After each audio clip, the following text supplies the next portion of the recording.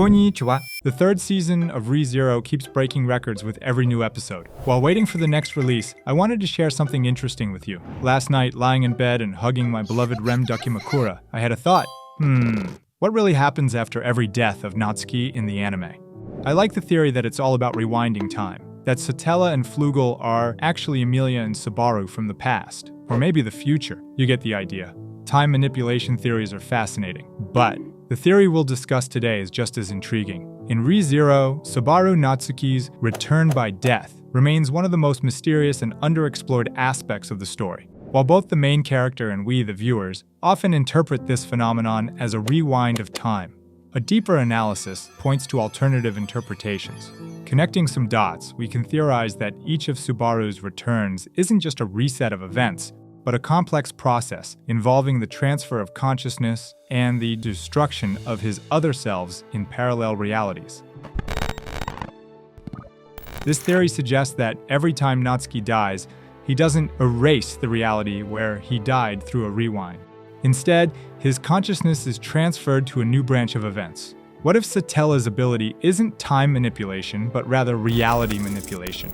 In other words, each time Natsuki dies, a new universe identical to his last save point is created, and his consciousness moves there.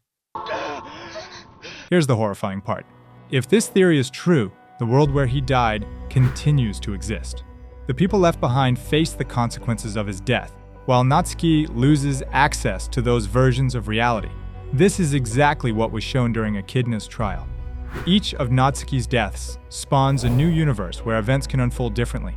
However, to enable such a transition, something more is required than just activating his ability. This brings us to the theory of sacrificial consciousness. Natsuki's transfer to a new reality implies that another version of him already exists there.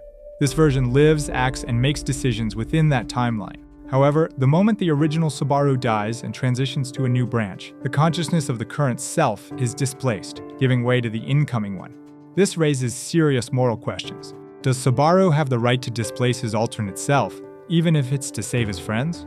Every time he returns, a new version of Natsuki essentially vanishes, replaced by one who has suffered and died to gain new knowledge. In essence, this process makes return by death not just an act of self-sacrifice, but also violence against his alternate lives.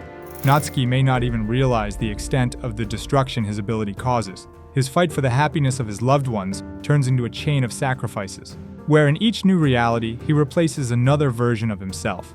This makes his journey especially tragic. Every success is accompanied by the erasure of other possibilities and versions of his life. From a philosophical perspective, this theory questions the nature of individuality. If every Natsuki in the multiverse is a separate person, then destroying one to replace them with another makes his life no less tragic than the loss of his loved ones. Satella, who gave Natsuki this power, likely understands all its implications but uses him as a tool for her own goals, regardless of the price he pays. The multiverse theory would clarify many things. For example, it supports the idea that Satella and Flugel are Emilia and Natsuki. If they were from the past, how could Satella and Emilia, being the same person, exist in the same world? When Natsuki rewinds time, he doesn't encounter his dead body lying on the ground. The world rewinds as if nothing happened. So Satella, who is sealed somewhere, couldn't exist as the same person as Emilia. But if they were versions of the same person from parallel realities, this would make much more sense.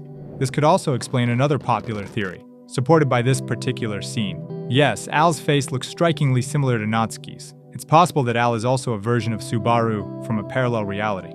But all of this is just my speculation. None of it has been confirmed, but I think these ideas would make the story even more fascinating. Thank you so much for watching this video until the end. Let me know in the comments if you'd like this theory to be true, or maybe you know even more interesting theories and want me to cover them. I'll be waiting for you in the comments. A new video is on the way. Matane!